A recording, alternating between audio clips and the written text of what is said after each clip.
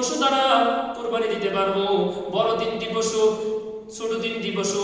বড় তিনটি পশু হলো উট, গরু, মহিষ, আর ছোট তিনটি পশু হলো ছাগল, ভেড়া, দুম্বা। এখন আমাদের জানার বিষয় হলো উট কত বছর হলে আমরা কুরবানি দিতে পারবো, গরু মহিষ কত বছর হলে কুরবানি দিতে পারবো, ছাগল ভেড়া দুম্বা কত বছর হলে আমরা কি করতে পারবো, কুরবানি দিতে পারবো। আমরা দেখতে পাই উট যদি 5 বছর পূর্ণ হয় তাহলে ওই উট দ্বারা আমরা কুরবানি দিতে পারবো। আর গরু মহিষ যদি 2 বছর পূর্ণ হয়ে যায় তাহলে ওই গরু মহিষ দ্বারা আমরা কুরবানি দিতে পারবো। আর ছোট পশু হলো 3টি, ছাগল ভেড়া দুম্বা।